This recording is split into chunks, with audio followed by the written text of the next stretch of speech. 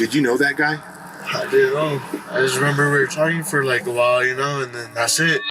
At 2 a.m. on March 25th, 2023, Edgar Delgado enters Hard Rock Casino and meets 32-year-old Omar Garcia, where they spend the next 6 hours together drinking and having a good time. But by 8 a.m., something begins to anger Edgar. The tension rises, an argument bursts out, and Edgar grabs Garcia. Worst of all, he pulls out a pistol and points it directly at Garcia's head multiple times. But Garcia resists, knowing his life could end at any time, and physical altercations ensue.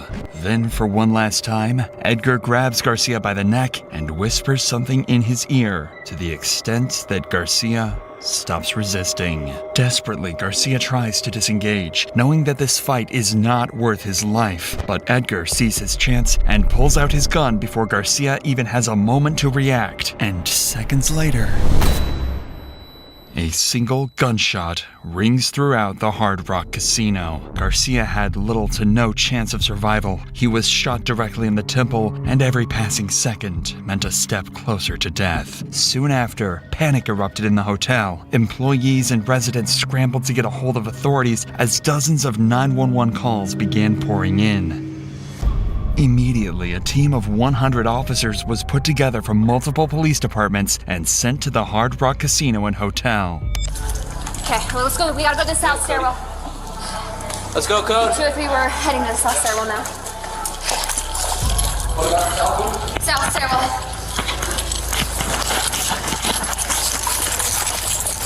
Important to note is the fact that officers have almost no information on the situation itself. All they know is that there was a shooting, and now there is a man lying dead in front of the bar. They also know that the Hard Rock Casino is a massive complex with over 670 rooms, and that gunman could be hiding anywhere.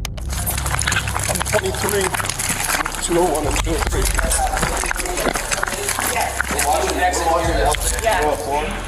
Hey, Matt, Keenan. Brian's gonna take us second floor because the stairwell's on the outside. Brian's taking us right here, second floor. We'll hit our stairwells up. We're both floors. Hey. Oh, where are we going? Hey. Brian! In an active shooting, officers always need to establish control over the situation the moment they arrive on the scene. That's why this team immediately moves in to secure the stairwells, because they lack security and connect to several parts of the building, which provides an easy escape route for the shooter. With that said, the shooter's identity is still unknown, and the officers need to treat everyone they encounter as a potential threat until confirmed otherwise. So it is. Where's your room? Where's your room at? Get back in your room and stay in there. Okay. Claire, go ahead. Hold there, put your baton right here. Stop your hands, right there, stop right there. Stop right there. Don't move. Don't move. Go with. Come down here around the corner. Who else is with you?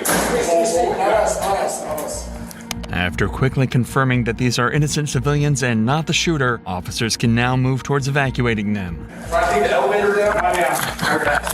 Grab that. Grab that. Up there.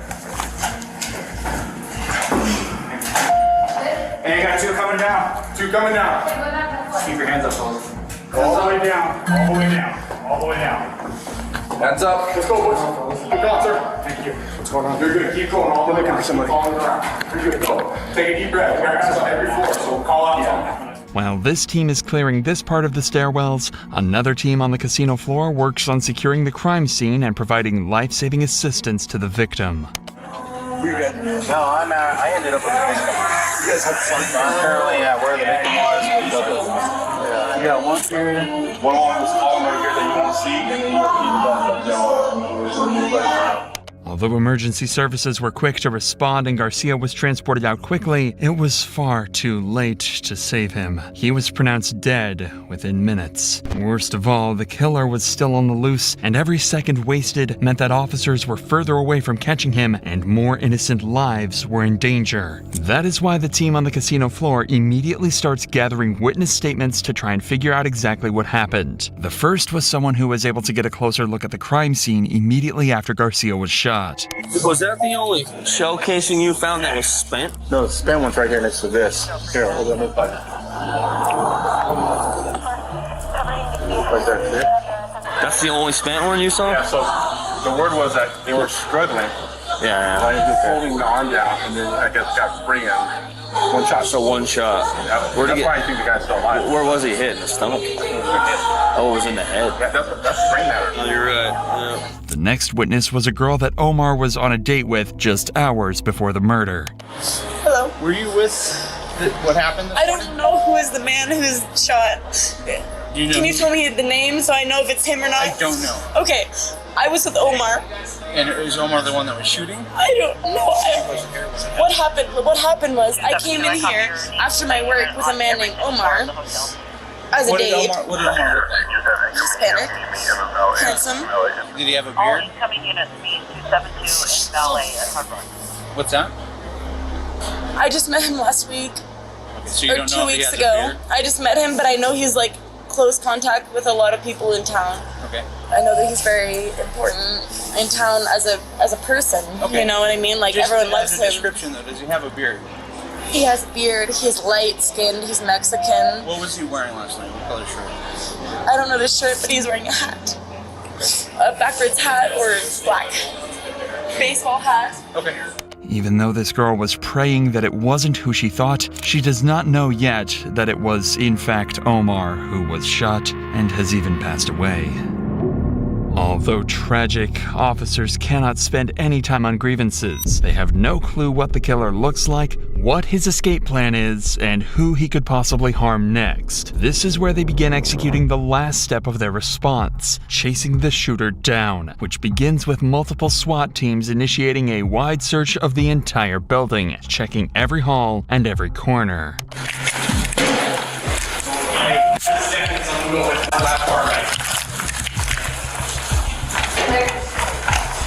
Okay, I'll hold. Keep pushing.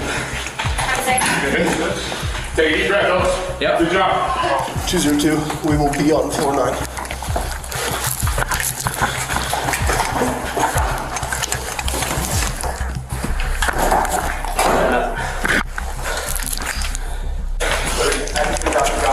Hey, push your hands. Show me your hands. I'm the one who calls you guys. Show me your hands. I've been crying. Show me your hands. I've been crying. Turn around. Hispanic guy, beard, gray shirt. They're right there. Down here. They got him. Down here. I called him. Down here. Call me 911. Both of you step over here. Okay. Step behind us. Yes, Oh my God, you guys. Can you believe it happened? I was down there playing when it happened. I ran into the bar and I saw the guy on the floor. Okay. Oh my God. Thanks. Hey, listen to me. Hey, both of you. He's in a hotel somewhere. One of the I know towers. that's why we're staying. Okay, you guys need to get into the stairwell. Okay, Let's stay. Come out here. Dude's just peeking. Sheriff's office, come out now! Who's your hands? Come out. No. We thought it was our kids. Our kids are in a couple rooms Okay, down. listen to me. You guys need to stay in this room. Don't come out for any reason, okay? Okay. Keep the door locked. Do not come out, okay? There's an active shooter right now. Stay in the room. At this point in time, officers do not have access to any of the CCTV footage, and it is difficult for them to find out who exactly the man is, let alone where he went. But getting their hands on this footage should only be a question of time. The security of casinos are often incredibly high, designed to quickly de-escalate dangerous situations like this, as we will come to see later in this video. The reason for this is part because of a shooting that happened back in Las Vegas in 2017. Due to the failure of that casino hotel's security, they were forced to pay out over $800 million to the victims of the shooting, ensuring that security would be increased on all casino hotels, much like this one. Actually, it's very common for hotels, casinos, or other companies to be forced to pay out settlements like this. That's why I partnered with Morgan & Morgan, the company that fought for many of the victims of the 2017 shooting, helping them win over $800 million.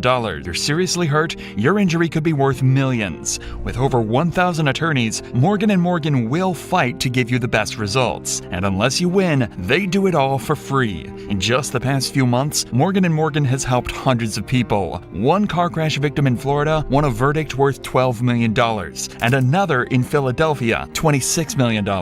That was 40 times more than their insurance offered. So if you ever get seriously injured, your case could be worth millions. And it takes only a few minutes to see if you have a case. You can start your claim with Morgan & Morgan by visiting visiting www.forthepeople.com/insanity, found in the description. With that said, police at Hard Rock Cafe received intel that the suspect likely fled into one of the 5 apartments nearby on the 1st and 2nd floor. Fortunately, this team you just saw cleared out the stairs and hallways, meaning more teams can rush into these apartments and look for the suspect. Sheriff's office, open the door, show me your hands.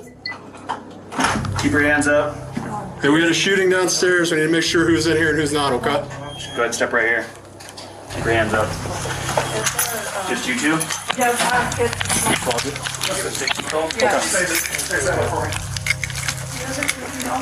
Yes, you need to stay inside, okay? Clear. I got this one. Hi, with Sheriff's Office. Everybody good in here? Yeah, we're good. How many people? 4. 4? Y'all here? Yeah. Okay, can we just check, make sure everybody's okay and nobody's hiding? Awesome. Thank you, ladies. What a day, huh? You guys all good? Yeah. All right.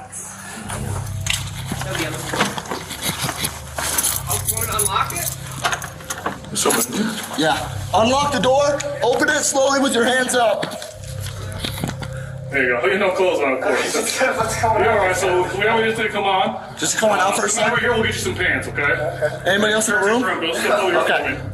Is there anybody else in there? No. All right, stand right there. Step over here. Can I ask what's going on? We'll Sheriff's get to you in a office second. coming in. Shooting.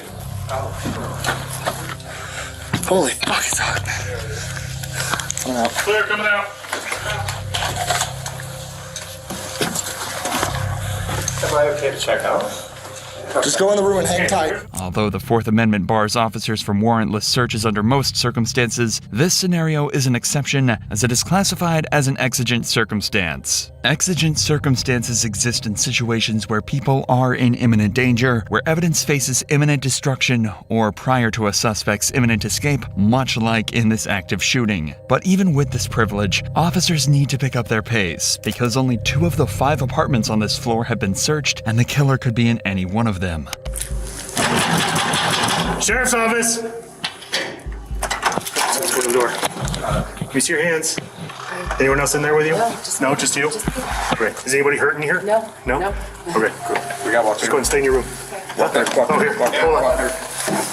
We just gotta make sure there's we just gotta make sure. Nobody hurting here.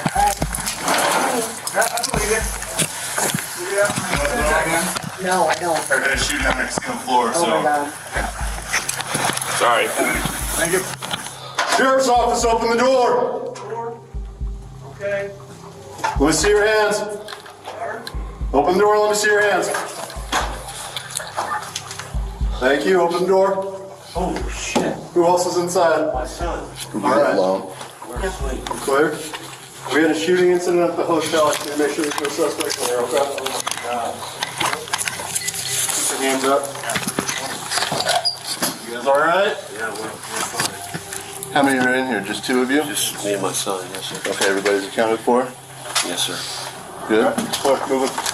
Even with such extensive manpower, SWAT is having a difficult time tracking down the killer. But they had 1 more apartment left, and the individual they came face to face with was someone who could very well be the killer.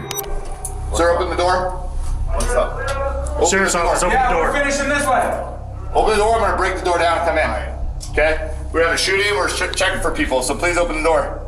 Me and my son's in the shower right now. Okay, open the door. You're not going in the shower. I understand that. Open the door, please. What do you want to do?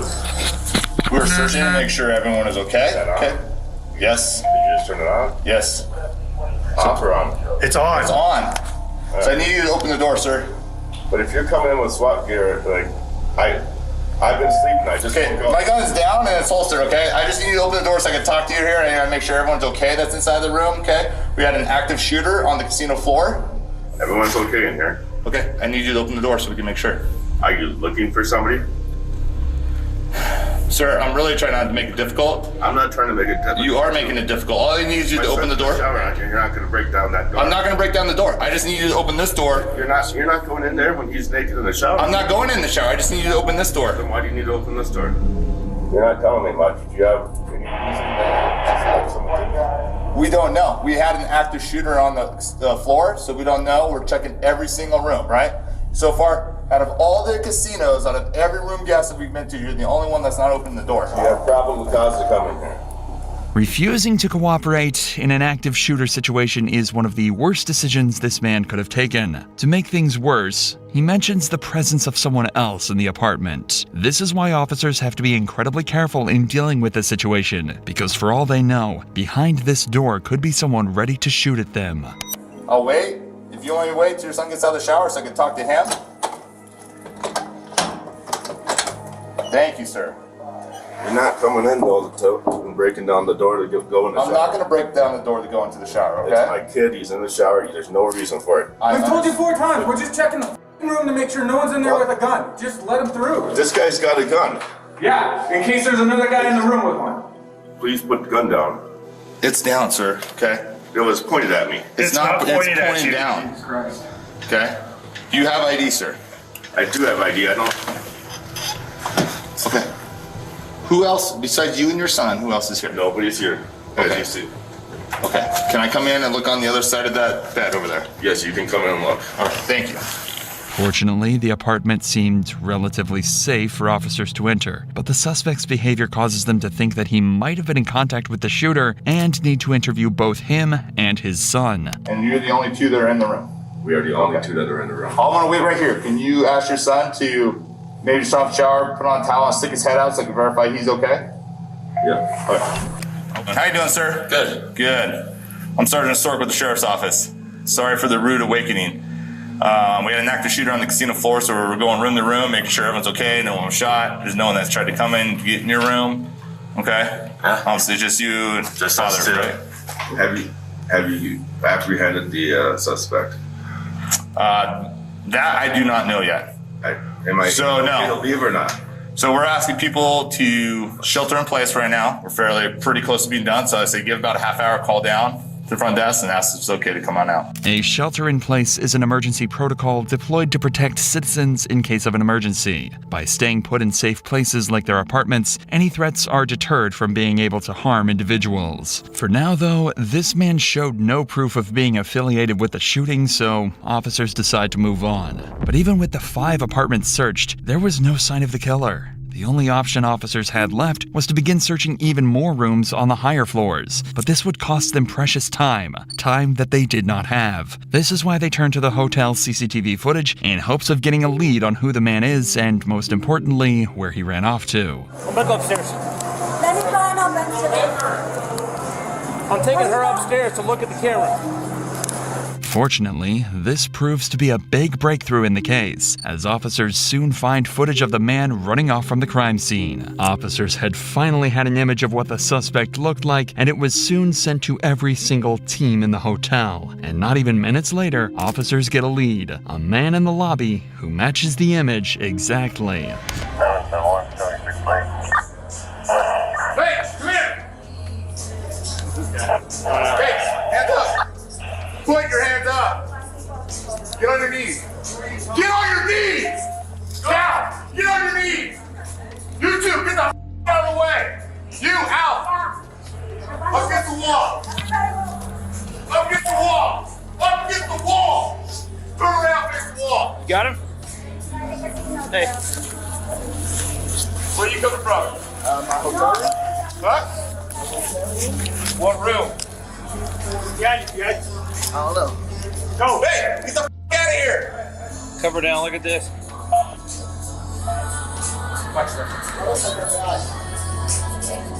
Yeah, this. Cuff him. I got it. One hand's on. Two hands on your back. Cross-referencing the image to the suspect, the 2 are almost an exact match. However, officers are still not entirely certain and need to have a closer look before taking the next step and arresting him. Hey, I'm take off. Hey, take his cap off.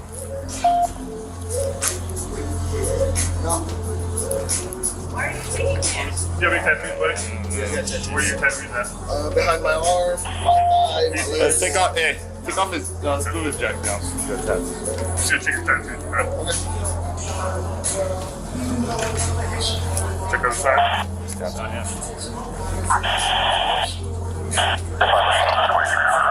Check his right. Let me see his right arm. Here's clear. Have we talked to Elvis this way? So this is what we're looking for, buddy. Dude's got similar style to you. Close to you, right? So that's why it is what it is.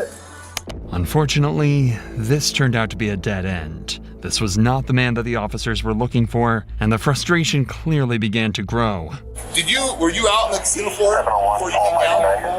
We were at the restaurant and then went straight to the room. Their surveillance guys did not know anything about this when I went up there. Zero. I gave them a picture when I went up there. Always south side with the gun. Right now.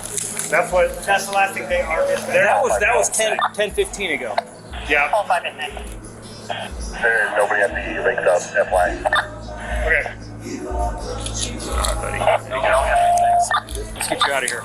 It is around this time that officers make a crucial breakthrough in the case. By digging deeper into CCTV and tracking back the shooter's movements, they discover that their man is not a visitor, but a tenant named Edgar Julian Delgado, who checked into the hotel the day before with his girlfriend, Savannah Tautapale. Right after the murder, Edgar is seen rushing to his room and coming out with a handful of bags. Savannah soon joins him and they exit the hotel. Edgar, along with his girlfriend, were now on the run.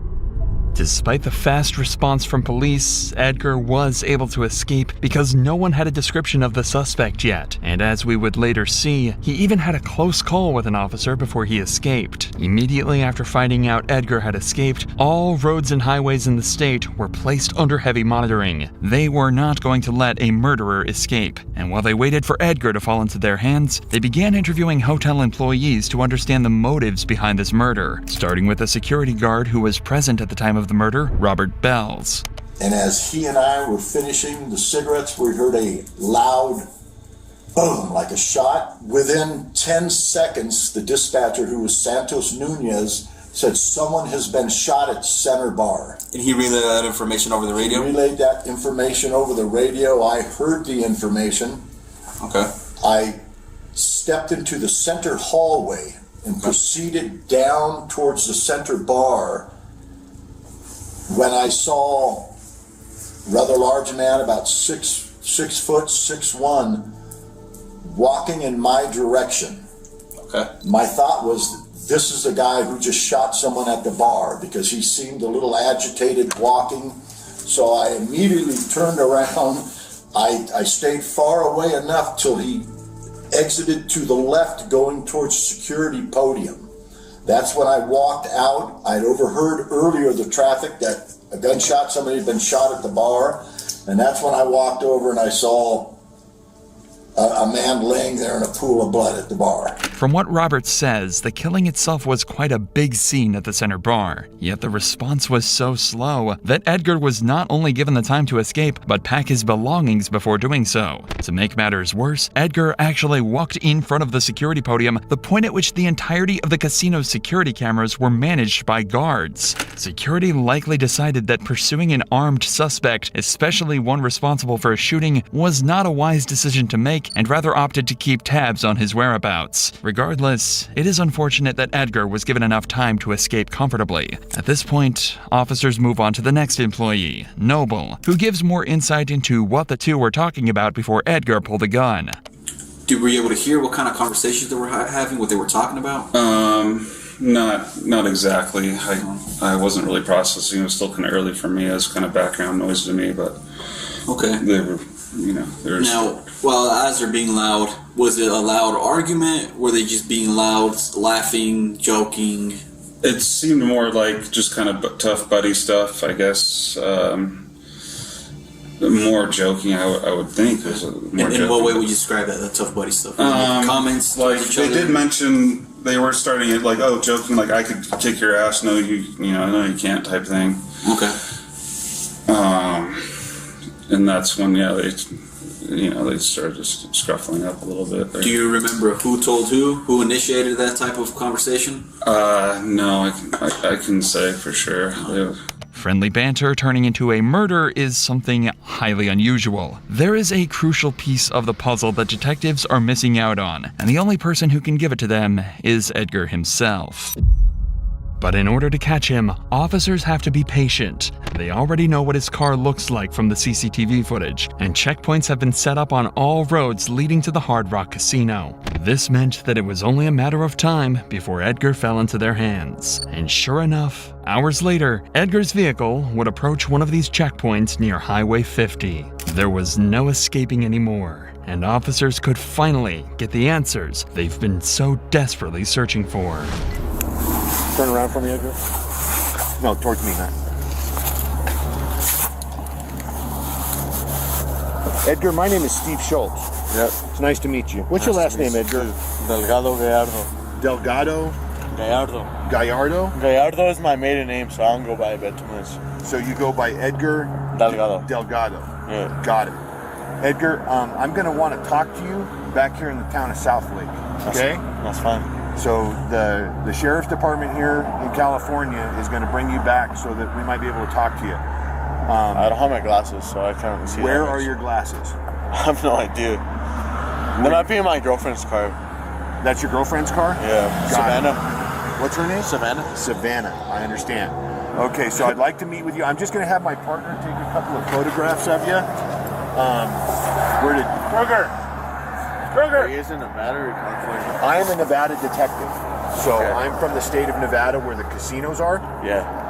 You're being held right now in California by the El Dorado County Sheriff's Office. Even though Edgar was arrested in California, he'll still be charged under Nevada law because that's where the crime took place. In fact, California police will need to send Edgar back to Nevada through a process called extradition. This is required by the extradition clause in Article 4 of the U.S. Constitution, which states that if someone commits a crime in one state and flees to another, they must be returned to the state where the crime occurred to face trial. This ensures that Edgar is tried based on laws of the state where the crime happened. And in Nevada, first-degree murder results in either life without parole or 50 years with the possibility of parole after 20. Now, I understand that I can smell that you've had a little bit to drink, okay? Yeah, a little bit. So I'm going to give I've been drinking since we got into over there at 1:30, and I've been drinking until 7 a.m. Okay, so what I want you to do is I just want you to have a seat in that car. We did you a solid, right? Got you out, let you take a pee, right? Yeah, you okay? I'm good. All right. I'm good for now. It is chilling to see Edgar act so nonchalant after taking the life of someone who wished to be friends with him. But this explains several of Edgar's mannerisms. The slurred speech, the lack of understanding, his stumbling while escaping from the casino, and most importantly, his sudden impulse to shoot Garcia.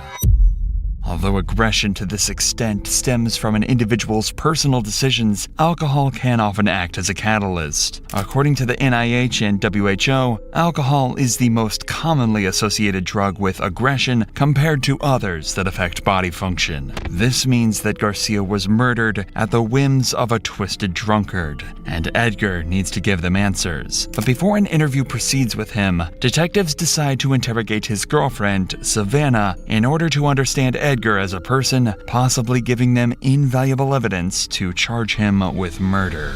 Hi, Savannah. Hi. My name is Nadine. Nice to meet you. Jenkins is my last name. Nice to meet you as well. I'm a detective with Douglas County Sheriff's Office on the Nevada side. I would like to talk to you about what happened over at the Hard Rock that kind of led up to you being contacted by El Dorado County Sheriff's Office. So from the time that you arrived in Tahoe until the time you left Tahoe, and tell me everything that happened from the beginning to the middle to the end in as much detail as you can. So we got here, we went straight to the Hard Rock. We parked in the front, we walked in, checked in, moved after we checked in, we went and we parked in the parking garage, and then we went to our hotel. We went up to the hotel room, and then we went down to the casino area and we had a few drinks, and then I was not feeling well, so we went back up to the room and I was puking, and then he left. He said he was going to be back in 30 minutes, and then I fell asleep on the bathroom floor. Okay. And then I woke up to him calling me saying, "Let's go, we need to leave." And I kept asking him what happened, and he just kept saying, "Let's go." I was getting frustrated. I was like, "Why? I'm hungover, I want to sleep, what's going on?"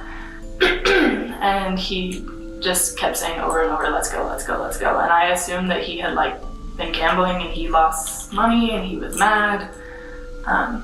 And so we grabbed our stuff and we walked to the car, and that's when we saw cops pulling up, and the cops told us, they said there's someone with a gun or someone got shot, and then he turned around, faced them, put his hands up, and I looked at him, I was like, what are you doing? And then I just said, babe, let's go. They just said someone has a gun, let's go. And so we went to the car. It is likely that Savannah genuinely did not know why she was being rushed to leave in the heat of the moment. Unfortunately, due to Edgar's horrible decisions, she is now an accomplice in her boyfriend's escape. So either she tries to defend him and risk being charged as an accomplice in murder, or fess up and answer every question honestly, especially the ones about his past. How did you meet Edgar? How do you know him? We went to high school together, but we were never really talked in high school. And then I started working at a bar, and he is my boss. Okay, it's your boss. Okay. What do you know about him and his history before meeting you?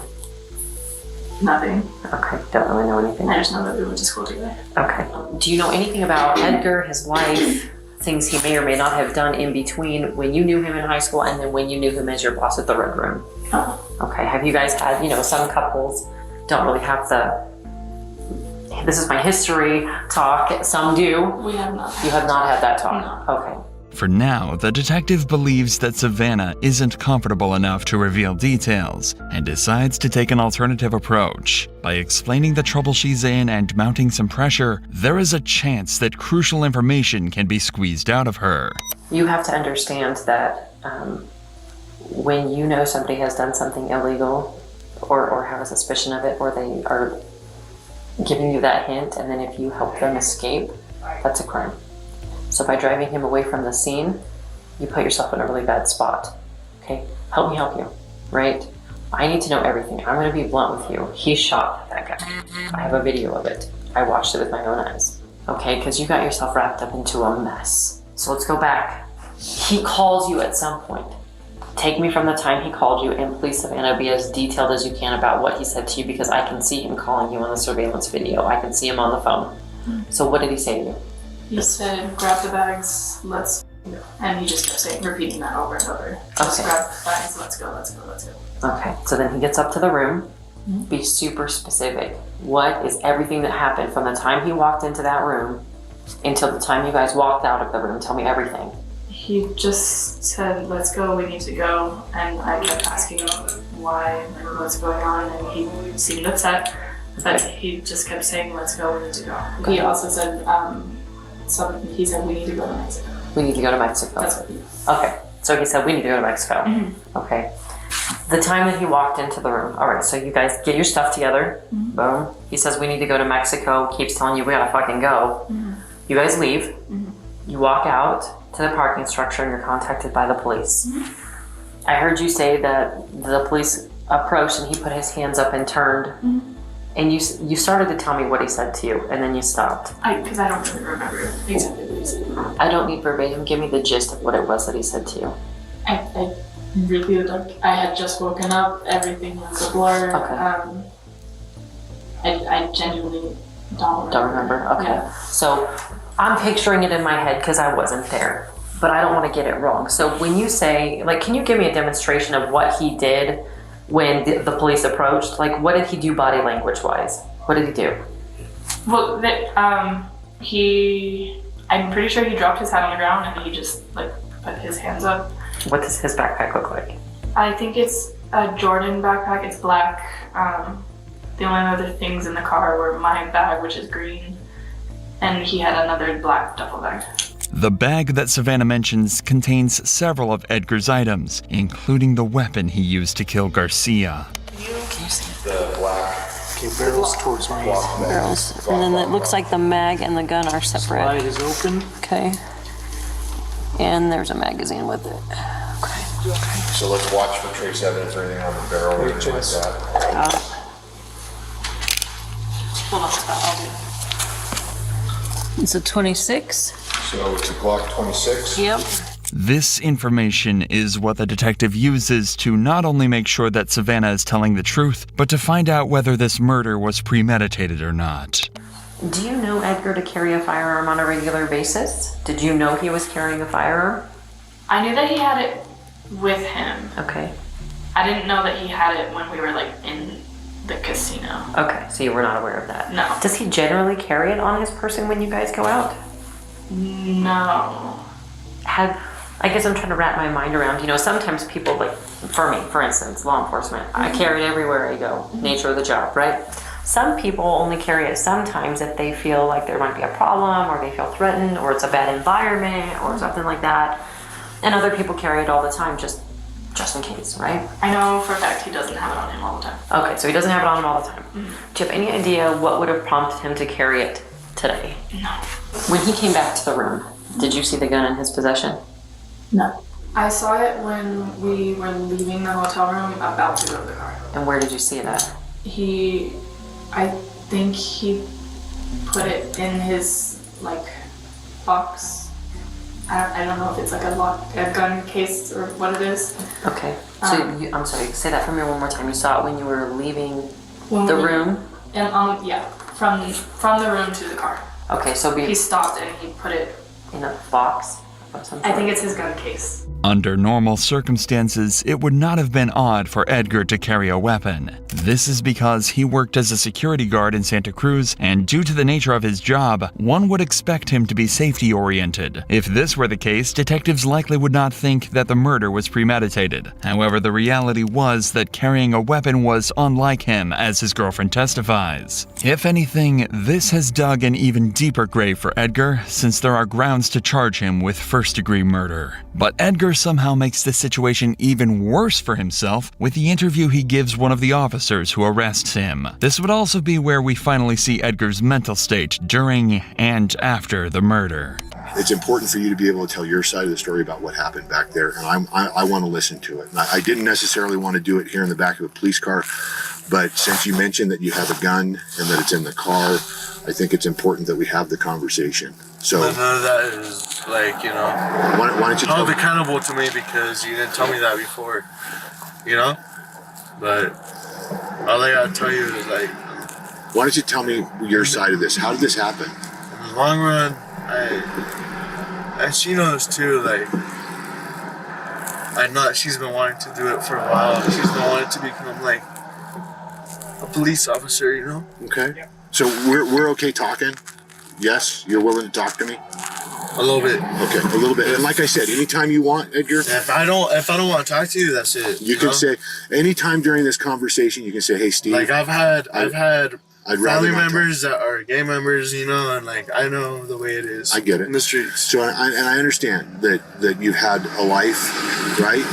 I get that, and it's important for you to get your side of this out, what happened, why it happened, and I'm willing to listen to that. Immediately, the detective sets up a safe space for Edgar to talk. Considering the fact that he is drunk, these sort of questioning tactics have an instant effect on him as he begins to open up. Did you know that guy? I didn't know him. You didn't know him? What happened? I just remember we were talking for like a while, and then like, that's it. Like, I just remember we met up. He was like, "Oh, like, I'll teach you how to, like, fucking snowboard. I'll teach you how to skate." I'm like, I know the way she is, too, Like, I was like, "Oh, like, yeah, that's fine, Did he do something that made you shoot him? I don't know. I can't agree to that. I can't dispute that. I just know that one thing led to our next, and we were just trying to get out of that parking lot real quick. And I realized she was asleep the whole night. She was asleep throughout the whole night. And I wish I was asleep that night too. Are you an armed security guard when you're a bouncer or no? No? So why did you have a gun on you today? You don't know? I appreciate you taking the time to talk with me, and I think it's important that you just get it out. Tell me the whole thing about what happened, what was said, why it happened. Slowly but surely, Edgar begins to crack. The tears begin to flow, and his consciousness starts to catch up to his actions. This seems like, from what you've described, it was kind of a spur-of-the-moment thing. Something happened. I'd like to know what. I wish I've been